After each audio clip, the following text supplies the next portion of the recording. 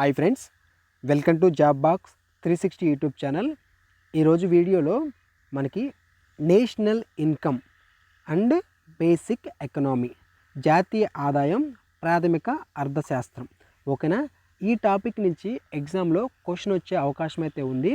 ఈ టాపిక్ మీరు వీటి యొక్క మీనింగ్స్ తెలియనట్లయితే కంపల్సరీగా ఈ క్వశ్చన్కి రాంగ్ ఆన్సర్ పెడతారు.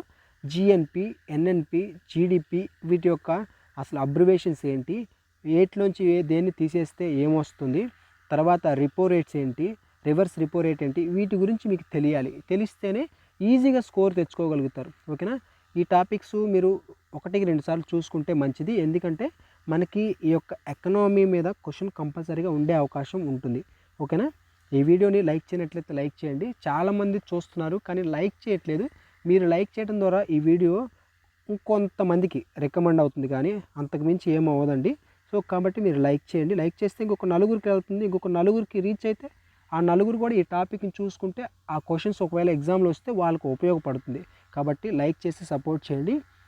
సో మన ఛానల్ ఫస్ట్ టైం చూస్తున్నట్లయితే కంపల్సరీగా సబ్స్క్రైబ్ చేసుకోండి. మన ఛానల్లో మీకు ఆల్రెడీ జీడీ మీద ఏ టాపిక్స్ నుంచి జీకేలో క్వశ్చన్స్ వస్తున్నాయో ఆ టాపిక్స్ వరుసగా అందిస్తున్నాం. గతంలో కొన్ని మోడల్ పేపర్స్ కూడా మీకు ఎక్స్ప్లెయిన్ చేశాను. అవి కూడా ఇంపార్టెంట్ క్వశ్చన్సే. ఇక్కడ మీకు ఏ టాపిక్స్ ఎక్కువ ఆస్కారం ఉందో ఆ టాపిక్స్ కూడా వరుసగా మీకైతే అందిస్తున్నాను. కాబట్టి సబ్స్క్రైబ్ చేసుకొని ఫాలో అవుతుండండి. ఈ పీడిఎఫ్స్ మీరు ఎగ్జామ్ ముందు క్విక్ రివిజన్ కింద చదువుకోవడానికి వీలుగా ఉండే విధంగా కంపల్సరీగా మీకు ఇస్తాను. డిస్క్రిప్షన్లో టెలిగ్రామ్ గ్రూప్ లింక్ ఇచ్చాను. ఆ గ్రూప్లో జాయిన్ అవ్వండి. అక్కడ మీకు ఇవి ప్రొవైడ్ కంపల్సరీగా చేస్తాను. ఓకేనా? అక్కడ అప్లోడ్ చేస్తాను. వాటిని డౌన్లోడ్ చేసుకొని సేవ్ చేసుకొని పెట్టుకోండి. ఎగ్జామ్ ముందు రివిజన్ అనేది చేసుకోండి. ఎగ్జామ్లో ఉపయోగపడతాయి. ఓకేనా? ఇక క్లాస్లోకి అయితే వెళ్దాం. ఇక క్వశ్చన్ చూడండి. నికార జాతీయ ఉత్పత్తి అంటే ఎన్ఎన్పి మనకి నెట్ నేషనల్ ప్రొడక్ట్. ఈ నెట్ నేషనల్ ప్రొడక్ట్ అంటే ఏంటి అంటే మనకి ఇక్కడ ఏదైతే జిఎన్పి అని ఉందో, గ్రాస్ నేషనల్ ప్రొడక్ట్, జిఎన్పి అంటే ఈ గ్రాస్ నేషనల్ ప్రొడక్ట్ నుంచి డిప్రిషియేషన్ని అంటే తరుగుదలని తీసివేస్తే వచ్చేదాన్ని ఎన్ఎన్పి అంటాం. ఓకేనా? మనకి వస్తువుల్ని ఉత్పత్తి చేసేటప్పుడు యంత్రాలు అరుగుతాయి అన్నమాట. సో ఈ అరుగుదల విలువ ఏదైతే ఉంటుందో దాన్ని తీసేసేదాన్నే మనకి ఎన్ఎన్పి అని చెప్పేసి అంటాం. ఓకేనా? ఆన్సర్ వచ్చేసరికి జిఎన్పి మైనస్ డిప్రిషియేషన్ అంటే తరుగుదల. భారతదేశంలో జాతీయ ఆదాయాన్ని అధికారికంగా ఎవరు లెక్కిస్తారు? ఎవరు లెక్కించడం జరుగుతుంది? మనకి సెంట్రల్ స్టాటిస్టికల్ ఆఫీస్. ఓకేనా? సిఎస్ఓ కేంద్ర గణాంక సంస్థ ఏదైతే ఉందో ఈ యొక్క సంస్థ భారతదేశంలో జాతీయ ఆదాయాన్ని అధికారికంగా లెక్కించడం జరుగుతుంది. ఓకేనా? Central statistical office. ఈ క్వశ్చన్ చూడండి. జాతీయ ఆదాయాన్ని లెక్కించడానికి వాడుతున్నటువంటి ఆధార సంవత్సరం ఏది? ఏ సంవత్సరం? 2011-12. ఓకేనా? ఇది బేస్ ఇయర్ అనమాట. ఏంటి? Base year 2011-12. స్తబ్దత ద్రవ్యోల్బణం అంటే స్టాగ్ఫ్లేషన్. మనకి స్తబ్దత ద్రవ్యోల్బణం ఇంగ్లీష్లో స్టాగ్ఫ్లేషన్ అంటాం. అంటే ఏంటి? అంటే ఏంటంటే మనకి రైజింగ్ ఇన్ఫ్లేషన్, రైజింగ్ అన్ఎంప్లాయ్మెంట్. మనకి ఏదైతే ధరలు ఉన్నాయో ధరలు అనేది పెరిగిపోవడం, అదేవిధంగా దేశంలో అభివృద్ధి లేక నిరుద్యోగం కూడా పెరిగిపోవడం అనమాట. ఇటు నిరుద్యోగం అన్ఎంప్లాయ్మెంట్ పెరిగిపోతుంది, ధరలు పెరిగిపోతాయి అన్నమాట. ఈ రెండు పెరిగిపోతే దాన్ని స్టాగ్ఫ్లేషన్ అని చెప్పేసి పిలుస్తాం. స్తబ్దత ద్రవ్యోల్బణం అంటాం. ఓకేనా? ప్రచ్ఛన్న నిరుద్యోగం ఏ రంగంలో కనిపిస్తుంది? ప్రచ్ఛన్న నిరుద్యోగం అంటే మీకు మీనింగ్ తెలియాలి. ఇక్కడ ఫర్ ఎగ్జాంపుల్ మీరు చూడండి, ఒక చోట ఒక 5 చేయగలిగినటువంటి పని ఉంది. ఓకేనా?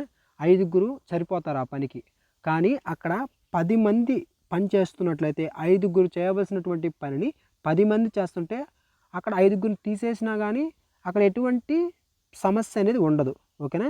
ఇక్కడ 5 చాలు, కానీ 10 మంది చేస్తున్నారు. సో ఎక్స్ట్రా ఉన్నటువంటి ఆ 5 ఎవరైతే ఉన్నారో వాళ్ళని ప్రచ్ఛన్న నిరుద్యోగులు అని చెప్పేసి పిలుస్తారు. ఇది ఎక్కువ ఏ రంగంలో కనిపిస్తుంది అని అడిగారు కాబట్టి వ్యవసాయ రంగంలో కనిపిస్తుంది. ఏ రంగం?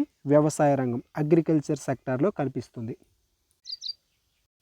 మూసివేయబడినటువంటి ఆర్థిక వ్యవస్థ. క్లోజ్డ్ ఎకనామీ అనగా ఏంటంటే మనకి ఇతర దేశాలతో సంబంధం లేకుండా, ఫర్ ఎగ్జాంపుల్ మన దేశంలో మనమే ఉత్పత్తి చేసుకుంటే వర్తకం బిజినెస్ అనేది చేసుకుంటూ ఉన్నట్లయితే, అంటే ఇతర దేశాల నుంచి మనం ఏం తీసుకోకుండా మన దేశం నుంచి ఇతర దేశాలకు ఏమి ఇవ్వకుండా మన దేశంలోనే వర్తకం అనేది జరిగితే, అంటే ఎగుమతులు దిగుమతులు, నో ఎక్స్పోర్ట్స్ అండ్ ఇంపోర్ట్స్ అనమాట. ఇంపోర్ట్ చేయకుండా ఎక్స్పోర్ట్ చేసుకోకుండా, ఓకేనా, ఉండేదాన్నే క్లోజ్డ్ ఎకనామీ అని చెప్పేసి పిలుస్తారు. ప్రతిదీ క్లియర్గా చెప్తున్నాను. ఈ కాన్సెప్ట్ అంతా మీరు క్లియర్గా అర్థం చేసుకుంటే ఎగ్జామ్లో ఈ క్వశ్చన్ మీరు మిస్ కాకుండా ఉంటారు. ఈ వీడియోస్కి రీచ్ని బట్టి, నాకు ఒక మోటివేషన్ బట్టి నేను వీడియోస్ అనేది మీకు స్పీడ్గా చేయగలుగుతాను, ఓకేనా. ఈ వీడియోస్కి వచ్చేటటువంటి రీచ్ని బట్టే వీడియోస్ అనేది అప్లోడ్ చేయబడడం అయితే జరుగుతుంది. గుర్తుపెట్టుకోండి. ఈ వీడియోని లైక్ చేయనట్లయితే ప్లీజ్ లైక్ చేసి సపోర్ట్ చేయండి.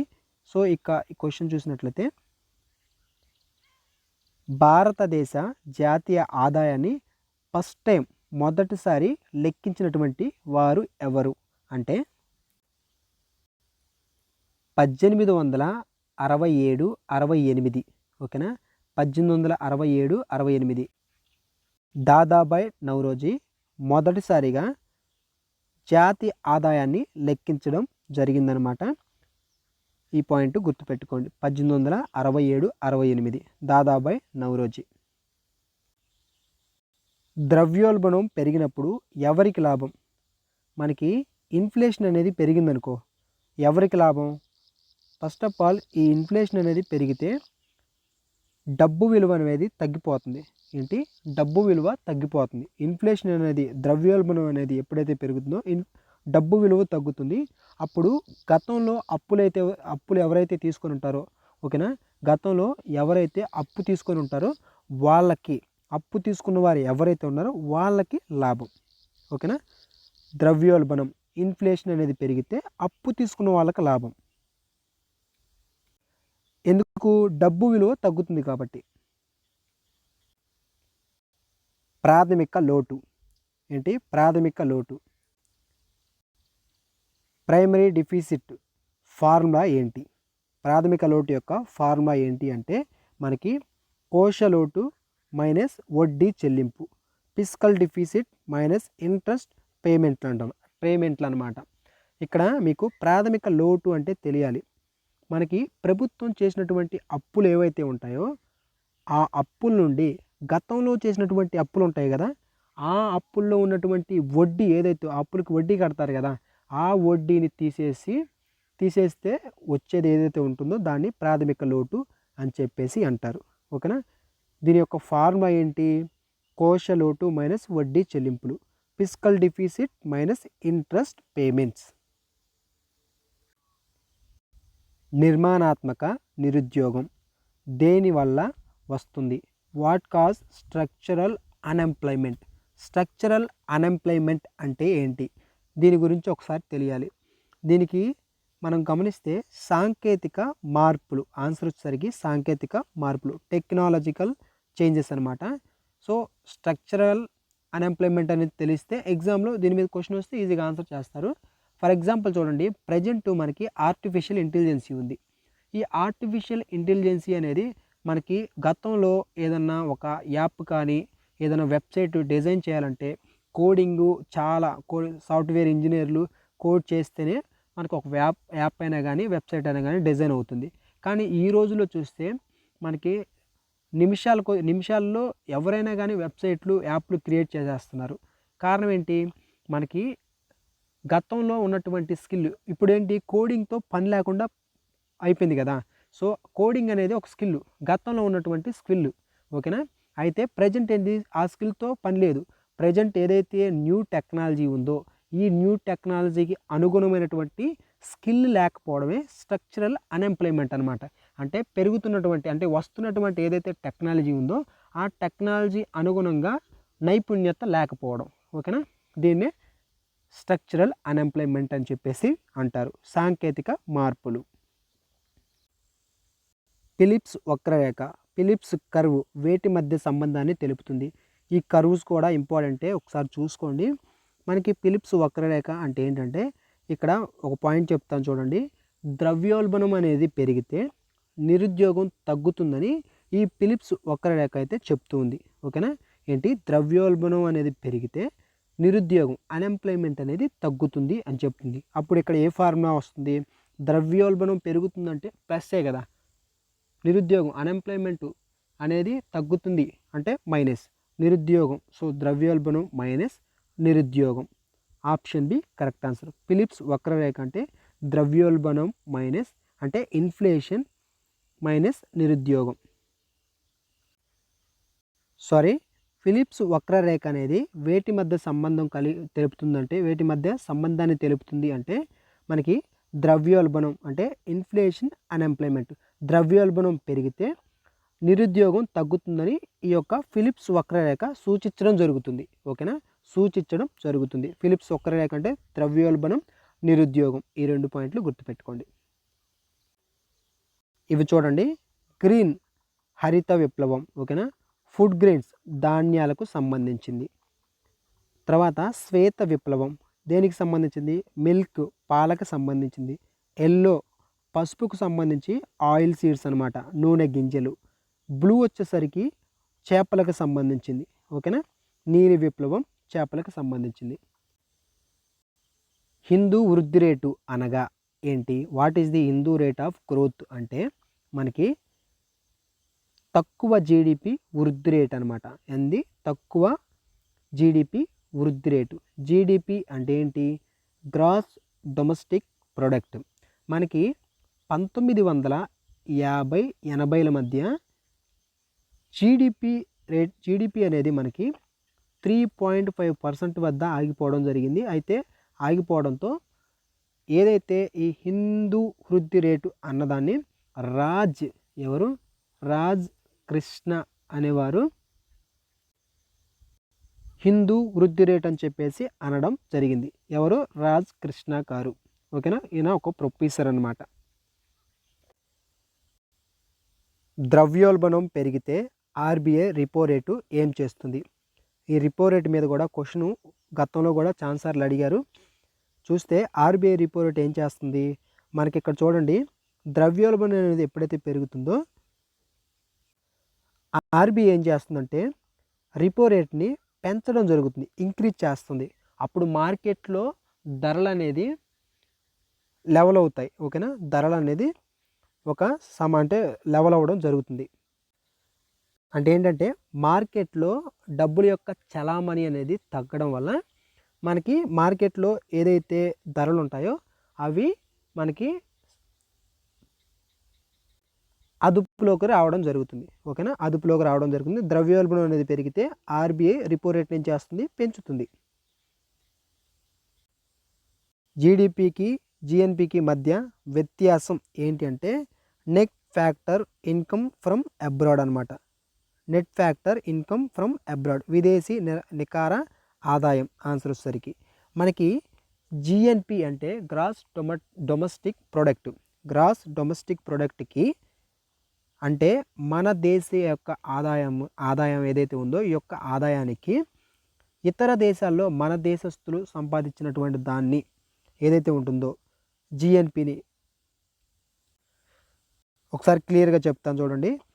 మన దేశంలో ఉత్పత్తి అయిన దాన్ని విదేశాల్లో భారతీయులు పంపినటువంటి ఆదాయాన్ని జిఎన్పి అని చెప్పేసి అంటారు. మన దేశంలో ఉత్పత్తి అయినటువంటి జీడిపి ఏదైతే ఉందో ఈ జీడిపికి విదేశాల నుంచి పంపించినటువంటి ఆదాయాన్ని జిఎన్పి అని చెప్పేసి అయితే అంటారు. గ్రాస్ నేషనల్ ప్రొడక్ట్ అంటాం జిఎన్పి అంటే. జీడిపి అంటే గ్రాస్ డొమెస్టిక్ ప్రొడక్ట్. దీని ఆన్సర్ వచ్చేసరికి మనకి వీటికి మధ్య వ్యత్యాసం ఏంటంటే net factor income from abroad, విదేశీ నికర ఆదాయం. ఒక ఉద్యోగం వదిలి మరొక దానిలో చేరే మధ్యకాలపు నిరుద్యోగం. ఒక వ్యక్తి ఒక ఉద్యోగాన్ని వదిలేశాడండి, తర్వాత ఇంకొక ఉద్యోగానికి చేరడానికి మధ్యలో కొంత గ్యాప్ ఇచ్చారనమాట. ఆ గ్యాప్ని ఏమంటారు, దానిలో చేరే మధ్యకాలపు నిరుద్యోగాన్ని ఏమంటారు అంటే ఫ్రిక్షనల్, ఘర్షణ నిరుద్యోగం అని చెప్పేసి అంటాం. ఓకేనా, ఒక ఉద్యోగం అనేది వదిలేసి ఇంకొక ఉద్యోగంలో జాయిన్ అయ్యే మధ్యకాలం ఏదైతే ఉంటుందో దీన్ని ఫ్రిక్షనల్ అని చెప్పేసి అంటారు. ఘర్షణ నిరుద్యోగం అని చెప్పేసి అనడం జరుగుతుంది. ఆదాయ అసమానతలను దేనితో కొలవడం జరుగుతుంది? ఇన్కమ్ ఇన్ఈక్వాలిటీని మనకి లారెంజ్ వక్రరేఖ, లారెంజ్ కర్వ్తో కొలవడం జరుగుతుంది. భారత జీడిపిలో అత్యధిక వాటా కలిగిన రంగం మనకి ప్రైమరీ, సెకండరీ, టెర్షరీ, ఓకేనా, ప్రాథమిక, ద్వితీయ, తృతీయ ఇలా రంగాలు అనేవి ఉంటాయి. వీటిలో భారత్కి జీడిపిలో అత్యధిక వాటా కలిగినటువంటి రంగం వచ్చేసరికి సేవా రంగం, ఏంటి టెర్షరీ, తృతీయ రంగం అనమాట. మనకి దీంట్లో సాఫ్ట్వేర్కి సంబంధించి, బ్యాంకింగ్కి సంబంధించి, అదేవిధంగా రవాణా ట్రాన్స్పోర్ట్కి సంబంధించి మనకి 50% వరకు దీని మీదే రావడం జరుగుతుందన్నమాట. ఓకేనా, సేవా రంగం ఆప్షన్ 3 కరెక్ట్ ఆన్సర్. ఆహార ఇంధన ధరలను మినహాయించి వాటిని కాకుండా చూసే ద్రవ్యోల్బణం, ఆహారం ఇంధన ధరలు ఏవైతే ఉంటున్నాయో వీటిని మినహాయించి చూసే ద్రవ్యోల్బణాన్ని మనకి కోర్ ద్రవ్యోల్బణం, ఓకేనా, కోర్ ఇన్ఫ్లేషన్ అని చెప్పేసి పిలవడం జరుగుతుంది. వ్యయ అర్హమైన ఆదాయం, డిస్పోజబుల్ ఇన్కమ్ అనమాట. డిస్పోజబుల్ ఇన్కమ్, వ్యయ అర్హమైన ఆదాయం అంటే మనకి పర్సనల్ ఇన్కమ్ ఏదైతే ఉంటుందో ఈ personal income minus direct taxes, వ్యక్తిగత ఆదాయం మైనస్ ప్రత్యక్ష పన్నులు ఆన్సర్ వచ్చేసరికి, ఓకేనా, వ్యయ అర్హమైన ఆదాయం డిస్పోజబుల్ ఇన్కమ్. గరీబ్ హఠావో నినాదం ఏ ప్రణాళికలో ఇచ్చారు? గరీబ్ హఠావో ఆల్రెడీ నిన్నటి రోజు ఏదైతే 5 years ప్లాన్ టాపిక్ చెప్పానో ఎవరైనా చూడనట్లయితే ఒకసారి చూడండి. వాటిలో కూడా చాలా ఇంపార్టెంట్ క్వశ్చన్స్ చెప్పాను. 2011 జనాభా లెక్కల్లో కూడా మనకి ఏ టైప్ ఆఫ్ క్వశ్చన్స్ ఇంకా డెప్త్గా వెళ్ళి అడుగుతున్నారో వాటిని కూడా క్లియర్గా చెప్పాను. ఆ టాపిక్స్ చూసుకోండి. ఇక ఇక్కడ చూస్తే 5th ప్లాన్ అనమాట, ఏంటి 5వ ప్రణాళికలో గరీబ్ హఠావో నినాదం ఇవ్వడం జరిగింది. ప్రభుత్వం తీసుకునే మొత్తం అప్పులు దేనికి సమానం అంటే ఫిస్కల్ డిఫిసిట్కి, కోశలోటుకి సమానం. కింది వాటిలో ప్రత్యక్ష పన్ను కానిది, ఇక్కడ మీరు కన్ఫ్యూజ్ కాకూడదు, ప్రత్యక్ష పన్ను డైరెక్ట్ ట్యాక్స్ అని చూడగానే వెంటనే ఇన్కమ్ ట్యాక్స్ అని పెడితే తప్పు అవుతుంది. ఎందుకంటే మనకి ఇక్కడ కానిది అని అడిగారు. జనరల్గా ప్రత్యక్ష పన్ను ఏంటి అంటేనేమో ఇన్కమ్ ట్యాక్స్ కరెక్ట్ అయ్యేది, కానీ డైరెక్ట్ ట్యాక్స్ కానిది అంటే ఇండైరెక్ట్ ట్యాక్స్ అని ఇండైరెక్ట్గా అడిగారు. జిఎస్టీ అనేది ఇండైరెక్ట్ ట్యాక్స్ అనమాట. వస్తు సేవల పన్ను అనేది ఇండైరెక్ట్ ట్యాక్స్. ఆర్థిక మాంద్యం వల్ల వచ్చే నిరుద్యోగం ఏంటి? చక్రీయ నిరుద్యోగం, సైక్లికల్ నిరుద్యోగం అనమాట. ఈ క్వశ్చన్ చూడండి.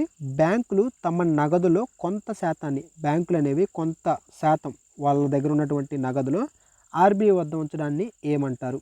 ఆర్బీఐ దగ్గర ప్రతి బ్యాంకు కొంత నగదుని మనకి ఆర్బీఐ దగ్గర అయితే ఉంచాలి. దీన్ని ఏమంటారంటే క్యాష్ రిజర్వ్ రేషియో, నగదు నిల్వల నిష్పత్తి అని చెప్పేసి అనడం జరుగుతుంది. ఏంటి? Cash reserve ratio. ఓకేనా? So option B correct answer. ఇదండి. కాబట్టి ఈ వీడియో అంతా 1-2 సార్లు చూసుకోండి, మీకు క్లియర్గా అర్థమవుతుంది. ఎగ్జామ్లో ఈ క్వశ్చన్స్ వస్తాయి, కంపల్సరీగా వచ్చే అవకాశం ఉంది. కాబట్టి ఈ టాపిక్ని మిస్ చేయొద్దు. ఈ పీడిఎఫ్ కావాలంటే టెలిగ్రామ్ చెప్పాను కదా, టెలిగ్రామ్ గ్రూప్లో అప్లోడ్ చేస్తాను. జాబ్ బాక్స్ 360 అని మీరు సెర్చ్ చేసినా వస్తుంది, లేకుంటే డిస్క్రిప్షన్లో లింక్ ఇచ్చాను, క్లిక్ చేసి జాయిన్ అవ్వండి. ఈ వీడియోని లైక్ చేయడం మర్చిపోవద్దు, కంపల్సరీగా లైక్ చేసి సపోర్ట్ చేయండి. ఫస్ట్ టైం మన ఛానల్ చూస్తుంటే కంపల్సరీగా సబ్స్క్రైబ్ చేసుకొని ఫాలో అవుతుండండి.